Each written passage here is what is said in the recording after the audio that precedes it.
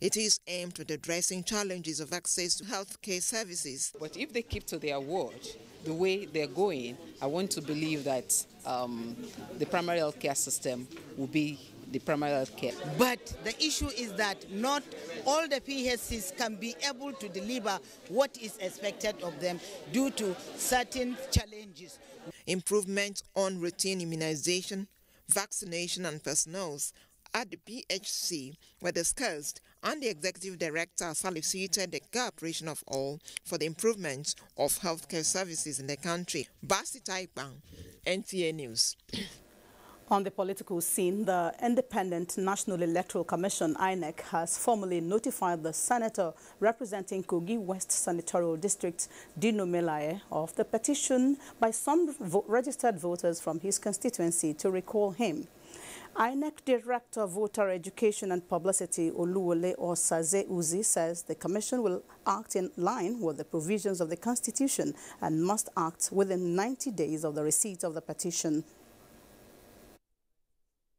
It has to be a yes vote by 50%, more than 50%, more than half of the registered voters. Not just the majority of people who vote on that day, but by 50% of the registered voters.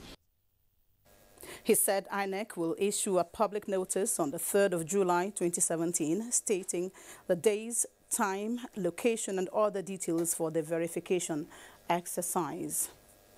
And one of the beauties of democracy is that it provides for the condition and process for retrieval of mandates given to an elected office holder. For the legislators, they can be removed from the parliament through a process known as recall. In this report, Ignatius Onkwo takes a look at the process for recalling a legislator in Nigeria.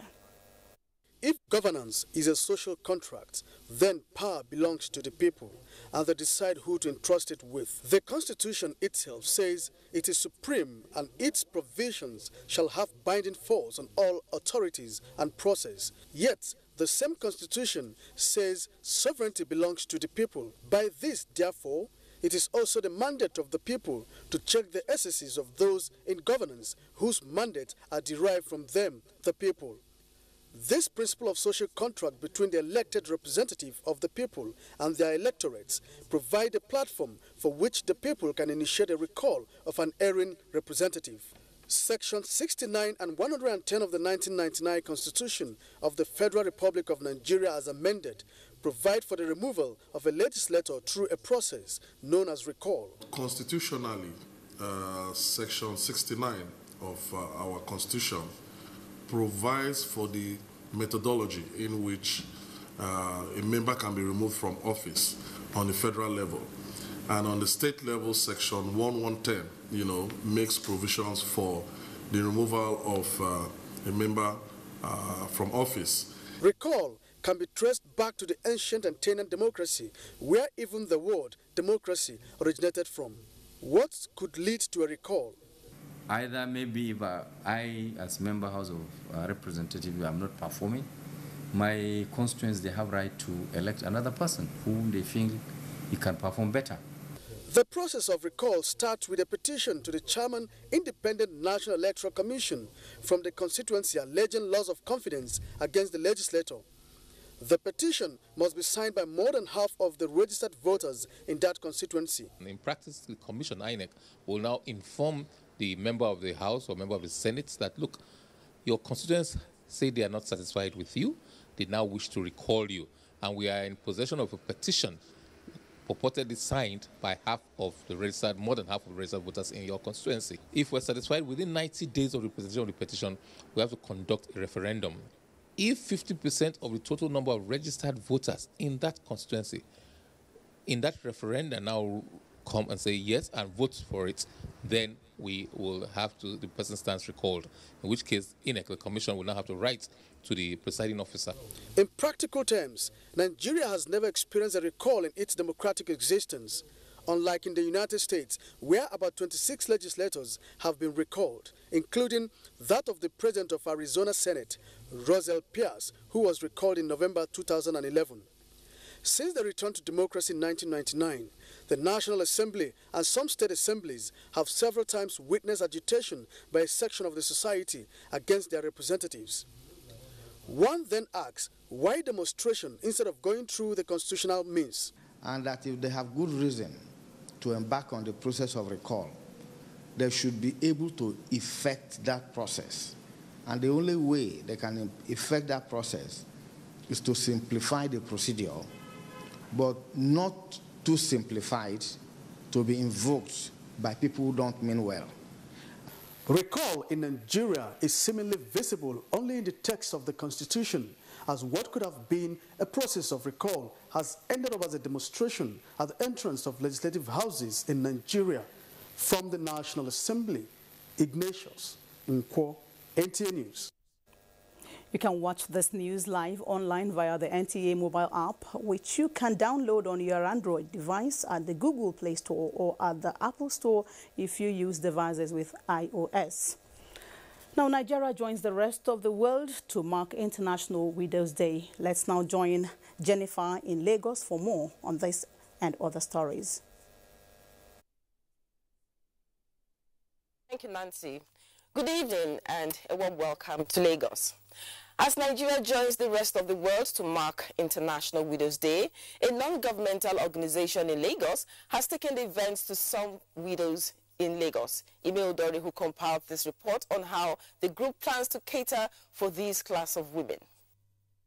The 23rd of June every year is set aside by the United Nations to address the poverty and injustices faced by widows and their children worldwide. Following the loss of a life partner and breadwinner, women often experience life-threatening challenges, denial, and diverse forms of abuses. This informed the International Women's Society to promote the rights of widows and empower them to be self-reliant and contribute to the growth of the society. If they want to train, if they want to trade, if they want to acquire skill, we provide that for them.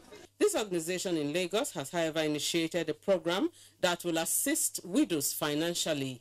This project was taken to widows at the Onigbogbo area of Lagos. We're not just giving you money to live right now. We're giving you money for the future. So the idea is that you start a business and the profits from that is what you use to support yourself and your children. A good number of them, they just sit back because of the injustice that they face. But with things like this coming up now, encouraging them, mentoring them, there's hope for them. Some of the widows speak. If they can do it, and I believe God will give them the power to do it, I will be praying for them every day. Where we are weak, they can help us, so we will stand again. We should learn skills like this soap making. The theme for this year's Widows' Day is not alone. They call on government at all levels, individuals and organizations to see the theme as a clarion call for the rights of widows to be enshrined and eliminate all forms of discriminations against widows in the society. Now, the need to ensure sustainable management of ocean and adequate control of the impact of maritime disasters was brought to the fore by the Nigerian Navy. This was at the 2017 World Hydrography Day Conference in Lagos. Annie Daniels has details. Hydrography, experts say, is the science of surveying and charting bodies of water such as seas, lakes and rivers. The International Hydrography Organization was therefore established to promote safety in the waterways, especially in areas of international navigation and ports where there are vulnerable or protected marine areas. Resource persons from the maritime sector revealed that Nigeria is not immune to various environmental hazards associated with maritime environment. They decried the inability of concerned authorities towards deploying the necessary and adequate facilities needed for proper development of hydrography in Nigeria. The survey data we are using today is very old, some of them as old as 100 years. Get external expertise to cooperate with our own is also another way of getting foreign direct investment to the country. That is all about the economic recovery and growth plan of the federal government. Stakeholders unanimously agreed that achieving a perfect standard hydrography is cost-intensive. We have to apply the law of small steps. Start investing now for a greater benefit long term. So we've acquired our capability by reason of the acquisition of these boats and associated equipment. And of course, the skilled manpower is readily available, and they have commenced the process of charting.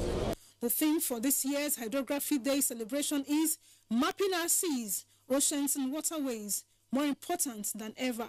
In Lagos, Annie Daniels, NTA News. Through education, the Nigerian Security and Civil Defense Corps NSCDC has advised schools and students taking part in the ongoing National Examination Council NECO Senior School Certificate Examination to be of good conduct, as its men will not hesitate to arrest any student that attempts to disrupt the peace of any examination center. The commandant of the Corps, Tajuddin Balogun, made the advice in Lagos while monitoring some of the schools taking part in the examination. Jane Ojuku has the details.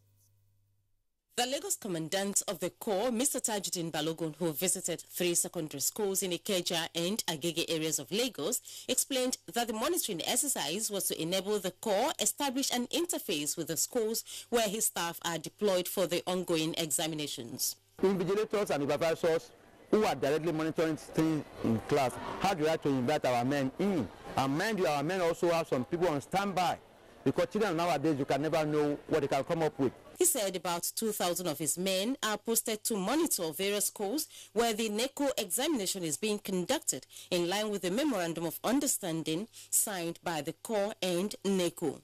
We did the same thing with JAM some times ago, and we have been doing it continuously. And we want to make sure that we keep up that reputation, so that both JAM and NECO will see the goodness in us, and they will allow us to continue to do this wonderful exercise. He urged students and other stakeholders involved in the conduct of the examination to abide by the rules and regulations of the assessment, as his men have been instructed to enforce the law if necessary. But the major thing is that the exam will be conducted in a wonderful, conducive environment. Meanwhile, the schools visited by the team were found to be compliant. In Lagos, Jane Ojuku, NTA News. In line with the present administration's directive to increase revenue generation from film production, the management of the National Film and Video Censors Board has put in place a task force to assist in promoting the contribution of filmmakers. This was disclosed at the inauguration of the task force on unclassified films and video works in Lagos. Nigeria is home to a rich and dynamic creative sector. In spite of this enormous growth potential, piracy is undermining the sector. The Executive Secretary of the National Films and Video Censors Board explained that a newly inaugurated task force has been saddled with the responsibility of clamping down on unclassified films and unlicensed distributors. As one of the representatives of the government is to rekindle the dashed hopes and fertilize the soil for their seed to thrive and reap bountiful harvest from their tools and labor in the sector. The 8-man National Committee is made up of filmmakers, directors, and other stakeholders in the nation's film industry. While addressing the media, the stakeholders decried the deplorable state of the industry. They, however, prefer solution. We need training, we need a lot, and we're reaching out now. That you must challenge your general coordinators. You must encourage them to survive. They need encouragement. We are one of the greatest employers of labor. That cannot be wished away. So government must take this sector very seriously. The stakeholders added that the motion picture industry will continue to thrive when investors are encouraged to invest in bankable projects. Paris efforts to barest minimum and provision of stringent laws will facilitate rapid economic growth in the creative sector. You're still watching Nationwide News. Back to Nancy in Abuja for more. Nancy, over to you. Thank you, Jennifer. Now to the financial sector. The Debts Management Office, DMO, has continued to stabilize the financial system of the country by introducing various instruments to ensure the sustainability of Nigeria's debts. This revelation was made as Good Morning Nigeria this Friday featured the Director General of the Debts Management Office, Victor Azu, has excerpts from the conversation and more. While admitting that the country borrows to fund the budget, The Director General of the Debt Management Office, Abraham Wankwo, says the loans will be repaid through income-generating projects. Projects have been chosen that will be that allow for cost recovery. For example, tollable roads that can be tolled. So in that case, the project is generating revenue to service the debt. Dr. Wankwo also stated that Nigeria is the first country in Africa that has been allowed by the United States market to issue a retail bond, noting that this is an indication of the country's integrity in terms of repaying debts. Apart from the introduction of the Eurobond, which we did first in 2011, repeated in 2013, and then in February of this year, we went to the international capital market to borrow part of the external component for funding the budget.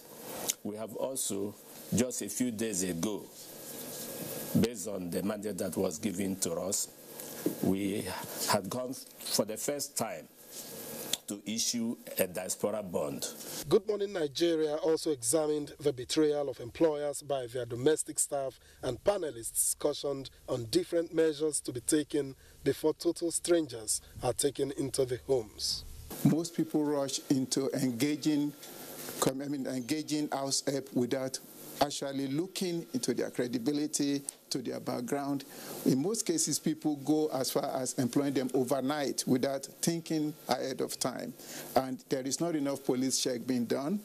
The guarantors are not actually looked into. The police and everyone should come together, have some form of collaboration where agencies would have a unified software application, a unified data collection point. So any person who is hiring all such staff will not have the discretion. You must register them within a particular framework. And if you do that, it means that the background, the questions of registration for every particular host will be recorded. Somebody must stand in for whoever is going to be recruited. It is very important to even sign an agreement that whatever happens, you will be contacted. You will be held responsible. And that guarantor must be somebody who is reliable and elderly, somebody who is trusted, who is known, that can really attest to whoever is going to be recruited.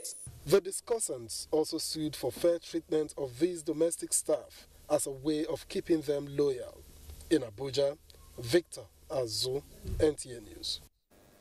Now, with the renewed focus and consistent attention of the federal government to strengthen the maritime sector socio-economic growth, there is a dire need to adequately equip the Maritime Academy of Nigeria, ORON, with the basic facilities for optimum performance. Youth leaders from the immediate host communities of the academy made the appeal during a press briefing in Abuja. Justin Bemunyi has a report. The Maritime Academy of Nigeria, ORON, Akwa Ibom State, was established 40 years ago as a pioneer maritime institution to educate and train all levels and categories of personnel for the largely untapped and potentially expanding maritime sector. Although the academy has witnessed a commendable success story over the years, some key players concerned with the stabilization of the gains so far realized decry lack of critical training facilities to match international and professional standards. We know that the Maritime Academy of Nigeria, like others in any part of the world, cannot compete effectively with similar institutions. They also see the leadership of the academy as a stronghold to ensure the desired growth and development of the maritime institution. That having acted in the office since August 2016 with verifiable achievement and indigene of the host community, Dr. Nkpandio and T. Nkpandio should be given opportunity to head the academy. The group acknowledged the efforts of the federal government and National Assembly to restructure and reposition the premier maritime training institution in the country for global reckoning and competitiveness. In Abuja, Justin Bemunyi, NTA News. Now moving on to religious affairs, it's day 28 of the Ramadan fast, and in keeping faith with this, Muslims have been advised to continue with deeds exhibited during the season and always pray for the unity of the country. The chief imam of Ansaruddin Mosque, Wuse, gave the advice in a sermon.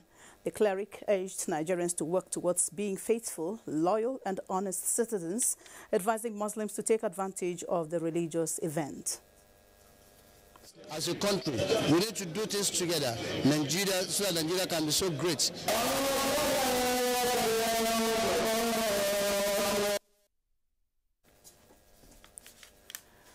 The Nigeria Security and Civil Defense Corps, NSCDC, has deployed 40,000 personnel as well as sniffer dogs nationwide to provide maximum security during Eid al-Fitr celebrations. Commandant General of the Corps, Abdullahi Ghana Muhammadu, assured Nigerians that critical areas such as places of worship, markets, motor parks, shopping malls and recreational centers will be protected. Similarly, he said sniffer dogs, surveillance, monitoring team, ambulances and rescue officers have been deployed to protect critical national assets and infrastructure. He urged the public to be vigilant and security conscious, as well as report suspicious characters and activities in their areas to the nearest security agency, stressing that the collaboration and synergy with sister security agencies will ensure a hitch-free Eid al-Fitr celebration. Abdullahi Ghana Muhammadu warned against inflammatory speeches that may hit the polity.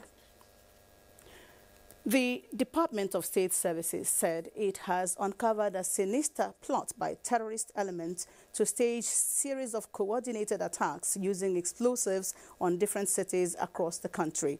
The attacks are aimed at soft targets such as markets, public parks, public processions, recreation centers, as well as worship centers, especially the Eid praying grounds. Consequently, the service has announced the arrest of Yusuf Adamu and Haladu, a move that has nipped in the bud plans to carry out attacks in Kano during the Eid al-Fitr celebrations. The service also warned members of the Islamic movement of Nigeria to desist from staging any form of procession or demonstrations, as terrorists are planning to infiltrate their ranks. The public is enjoined to remain very vigilant before, during and after Salah celebrations and report suspicious activities. The Borno State Police Command says there will be a restriction of vehicular movement as from Saturday, 24th June 2017 night to after Eid prayers on Sunday, 25th June 2017. The restriction includes even the use of animal for transportation except on essential duties. Muslim faithful are therefore advised to pray at Eid prayer grounds close to their homes. And more on security, we join Sadia in Sokoto for the rest. Thank you, Nancy. Welcome to Sokoto, seat of the Caliphate. Few days to Eid al-Fitr celebration, security agencies in the state have expressed their readiness to combat any criminal act and ensure maintenance of law and order during the period. Sheikh Muhammad Datti reports that the State Commissioner of Police, Muhammad Abdul Qadir, and sister agency of Civil Defense made this known in an interview with NTA News. Commissioner of Police Muhammad Abdul Qadir said apart from the normal arrangement by the police, the command has stationed officers and men at sensitive areas to ensure hitch-free celebration. According to him, 24 hours patrol will be intensified in addition to deployment of non-uniform personnel for intelligence gathering. The details of that episode is that they must make sure that all these mosques, the print centers, are policed and that patrols are being done regularly. On its part, the Nigeria Security and Civil Defense Corps Sokoto Command has deployed over 500 personnel to curtail any breach of security during the Eid al-Fitr celebration in Sokoto.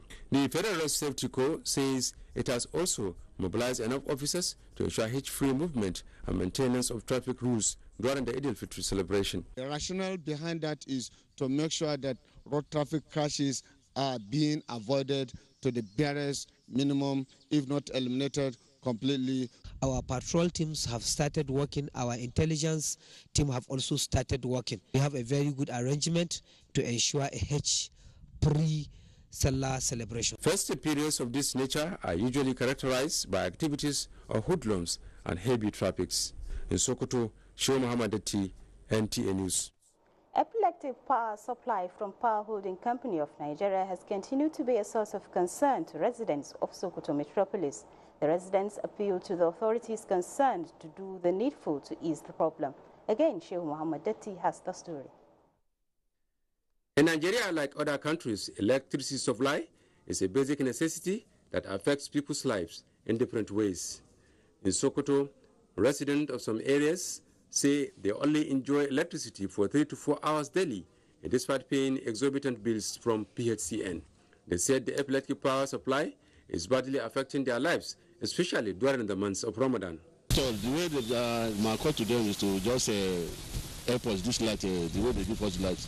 It's affecting our business because we are using petrol to do our business, and it's a lot of money we are spending in buying fuel. Some other residents complain bitterly about the poor electricity supply, which is making preservation of food items in the refrigerator impossible. They said owners of businesses have now resorted to using generators. When NTA News sought for explanation over the electric power supply, officials of the Power Holding Company of Nigeria at the district office in Sokoto declined to comment. However, investigations by NTA News revealed that poor electricity supply to the Sokoto is not unconnected with the obsolete equipment being used by the PHCN to transmit electricity.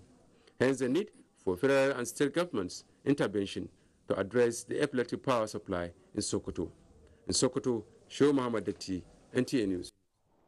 The National Dawah Coordination Council of Nigeria has advised the military and NYSC authorities that henceforth recruitment and orientation exercise should not be conducted in the holy month of Ramadan. Muhammad Nasir reports that the national president of the council, Muhammad Lawal Maidoki, made the call at a press briefing in Sokoto. National President of the Council, which is made up of over 50 Islamic organizations, Muhammad Lawal Maidoki, said the call became imperative in view of the stress and physical challenge such exercises poses to the Muslim participants. He noted that the ongoing exercise by the Nigerian Army and just concluded orientation by NYSC have subjected Muslim participants to untold hardship and should be avoided in the future.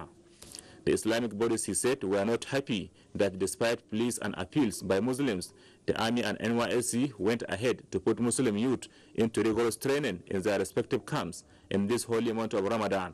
Holding camps in NYSC or in Nigerian Army in the sacred month of Ramadan is completely unacceptable to us, and we will continue to reject it until justice is done. The Da'wah coordination, while awaiting the outcome of the Army screening and selection, call on Nigerians to also be vigilant on the same outcome. In Sokoto, Muhammad Nasir, NTA News. That's all from this end. Back to Abuja for the continuation of Nationwide. Thank you, Sadia. Now, a report just reaching us says the Supreme Court has sacked Abubakar Enladi as senator representing Taraba North Senatorial District and ordered him to refund all pay earned on the position within 90 days. Now to some peace talks. A group of Niger Delta youths has lauded all steps taken so far by the present administration in the development of the Niger Delta region. This was at the lecture organized by the United Niger Delta Youths for Development. Adebola Brooksling Sunday was there. There is no nation on the face of the earth that would have the sheer amount of oil and gas resources that we have, and that will not be innovative and creative about its processing and production. Recently, the acting president, Professor Yemi Osinbajo, was in the Niger Delta region where he encouraged the development of modular refinery for the sustainable development of the region.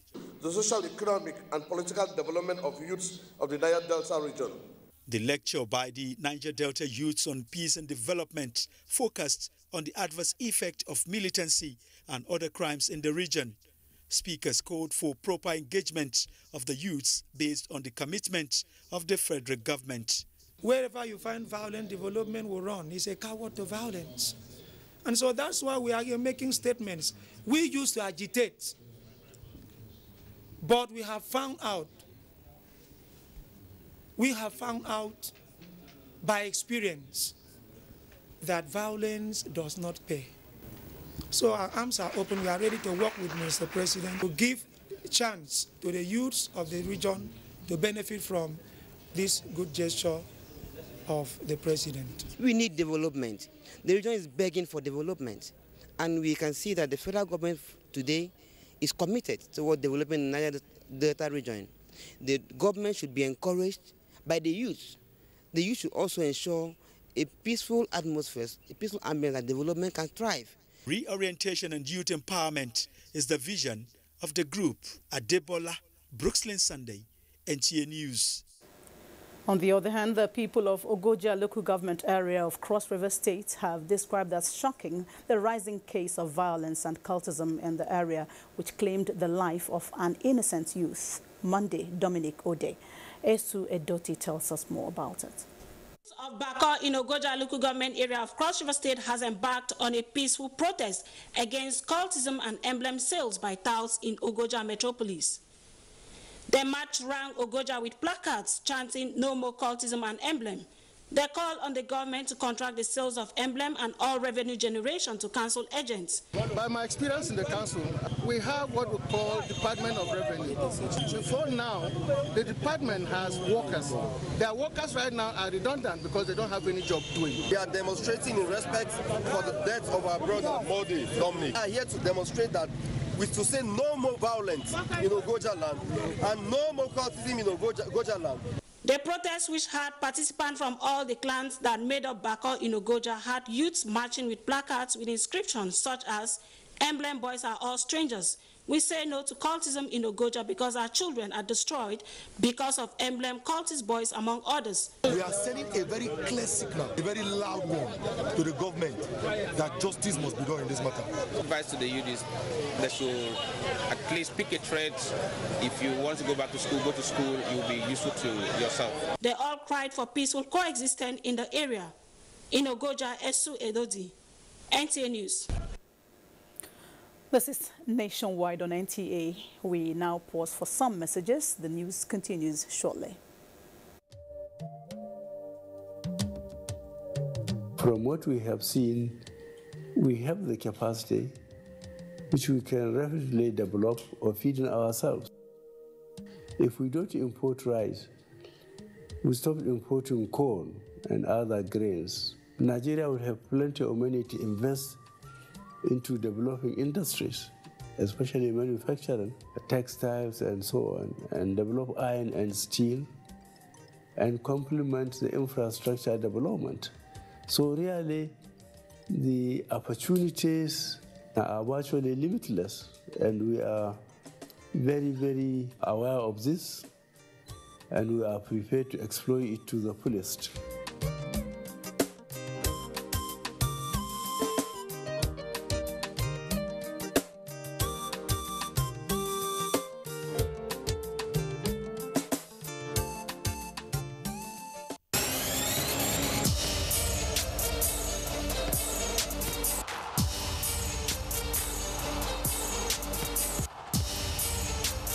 The FIFA Confederations Cup Russia 2017 on Kwese Free Sports for the fan.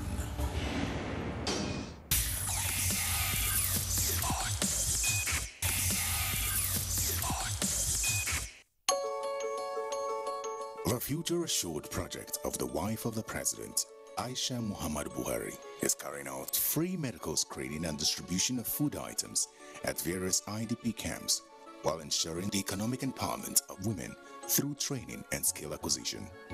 In recognition of her efforts, wives of governors have lent their voices and support. In Kogi State, we feel the impact of Future Assured, especially in women and children. The Future Assured program of Mrs. Aisha Muhammad Buhari, the wife of the president, has been very assuring and still reassuring in Sokoto State. It has impacted positively in the areas of humanity, especially women and children. Supports the Future Assured initiative. Email programs@futureassured.org.ng. Future Assured, promoting and protecting the lives of Nigerian women and children.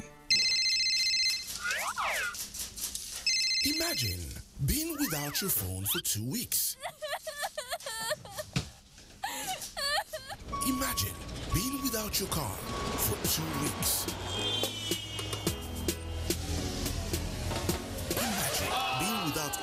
electricity for 2 weeks. Yeah, 2 weeks is definitely a big deal. Introducing StarTimes 2 for 2 promo.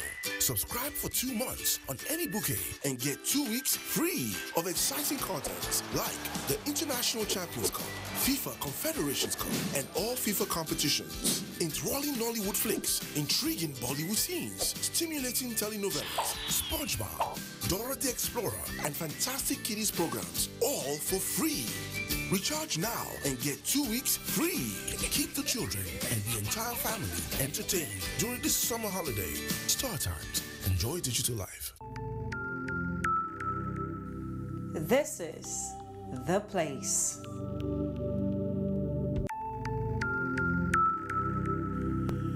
This is where you make that bold move. This is where it all happens. This is where dreams are made. Join us every Sunday from 6:30 p.m. on NTA and StarTimes. Be part of Nigeria's biggest game show event.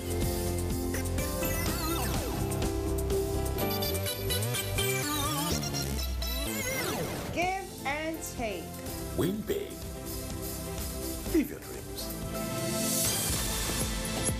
The power to win is within.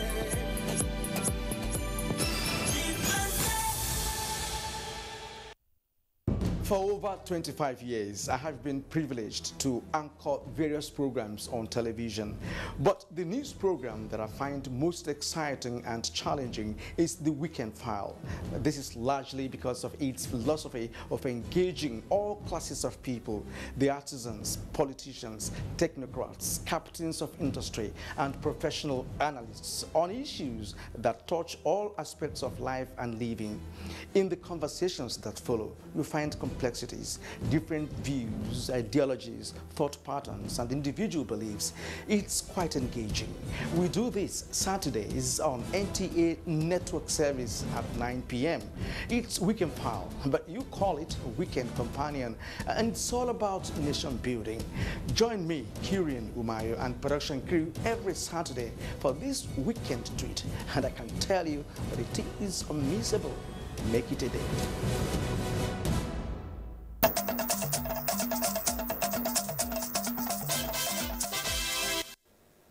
Governor Wike receives U.S. Ambassador. This and more as we link up with Marianne in Port Harcourt. Marianne, hello. Thank you, Nancy, and welcome to Port Harcourt. Minister of Women Affairs and Social Development Aisha Al-Hassan has stressed the need for effective utilization of the social investment intervention schemes provided by the federal government for Nigerian women. She stated this during her advocacy and sensitization visit to Akwa Ibom State. Susan Asukwo has the report. Minister said the federal government has put in place lofty programs and investment intervention programs to empower impoverished Nigerians, especially the women. Among the investment intervention programs are Government Enterprise and Empowerment Program GEEP and National Women Empowerment Fund NAWIF, a microcredit scheme specially provided for women.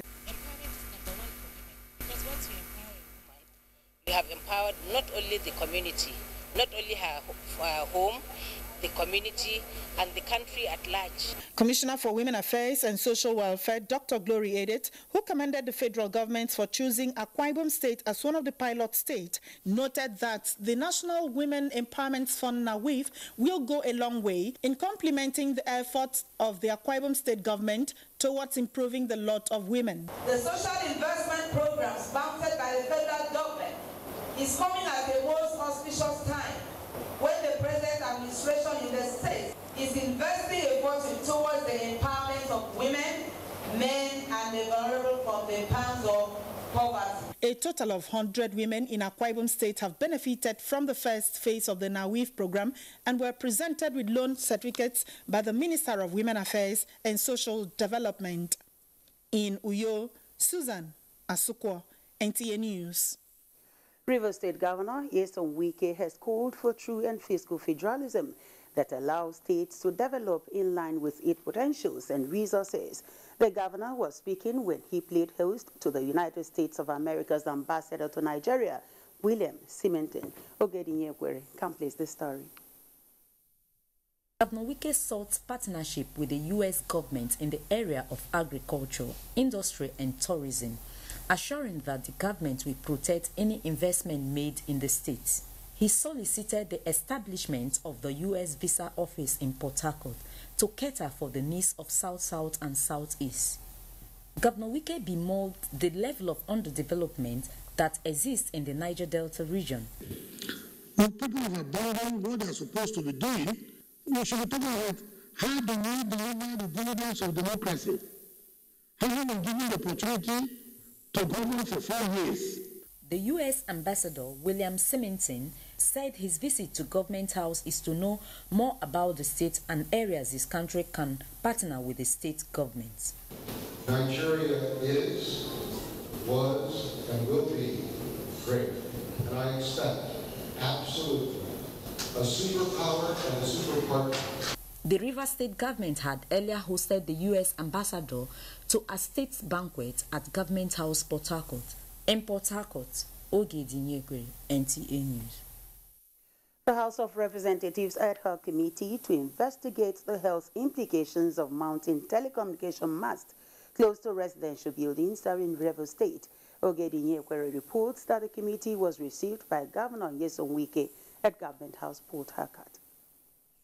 The fact-finding mission across the country is in respect of the concerns raised by health experts on the dangers posed by living and doing business near the masts. The chairman noted that most telecommunication masts are installed indiscriminately in violation of the regulated standards set by the regulatory agencies. We are carrying out the actual tests with these regulators. All of them are with us. The regulators and the operators, so that when we test these measurements with our instruments, with the instrument from NEMSA, Federal Ministry of Environment, and the NCC, will measure the radiation. Everybody will look at it. Even the setback to buildings, we will have this measurement and take real note, so that none of these operators will come to say what we have measured, they were not there. They are all with us. Governor Wike noted that their investigation is a step in the right direction, as masts are installed indiscriminately across the nation. I thank God that this ad hoc committee was set up, and for it to go around and see and come out with what people recommendation. Governor Wike said the investigation will further serve as an enlightenment to the people. In Port Harcourt, Ogedinyekwere, NTA News. The senator representing Rivers South-East Senatorial District, Magnus Abe, has reassured Nigerians that the federal government is committed to integrating management of sickle cell anemia disease in the nation's healthcare system. He was speaking at the 2017 World Sickle Cell Awareness Day in Port Harcourt. Chidebere Onya reports that the program is at the instance of a non-governmental organization known as Sickle Cell Interactive and Management Association.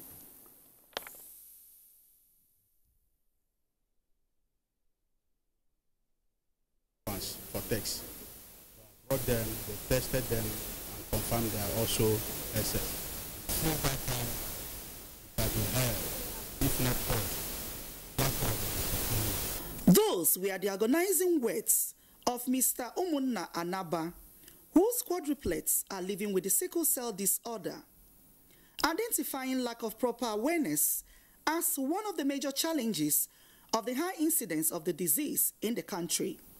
Senator Magnus Abe asserted that the establishment of a stem cell transplant at the University of Benin Teaching Hospital are efforts of the federal government in providing succor for the sufferers.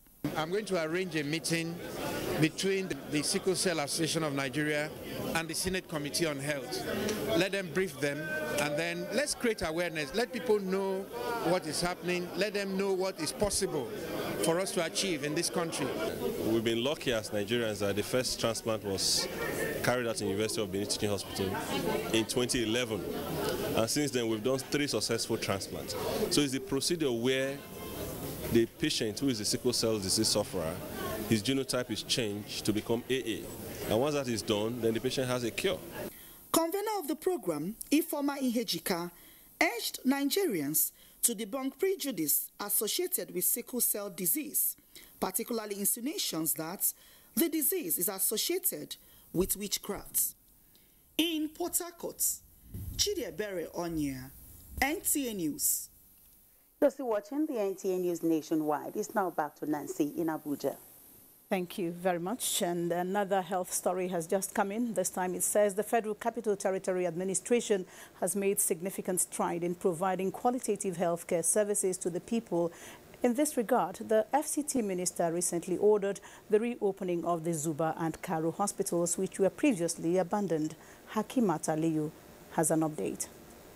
FCT Minister's directive, the Zuba Cottage Hospital, which was built and abandoned 5 years ago, has been reopened. The hospital has been renovated and equipped with facilities and personnel to provide general outpatient and laboratory services to the public, as well as handling of emergencies. There is a functional laboratory. Then the accident and emergency unit is also very functional. The people of Zuba, who used to go far to access healthcare services, commended this development. You see, when you have a patient in Zuba Chiefdom, we have almost 88 villages under Zuba Chiefdom, but we don't have any hospital around us here. But we thank God, the minister answers our prayer. We are very happy, this is our community in general. Similarly, renovation work is in progress at the Karu General Hospital. The reopening of the hospitals has expanded access to health care, especially for FCT residents in the suburbs. In Abuja, Hakimat Aliyu, NTA News. Benue State flags off National Waste to Wealth program. This and more as we go over to our Makurdi Network Center, and Susan is our guide. Hi, Susan.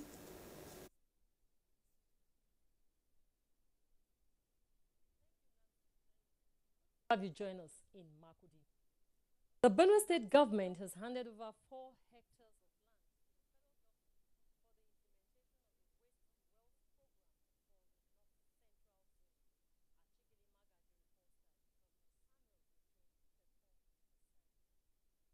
We're sorry for the loss of audio there from Makurdi Network Center. Now to sports. Team Nigeria prepare for next month's World and Junior Commonwealth Beach Volleyball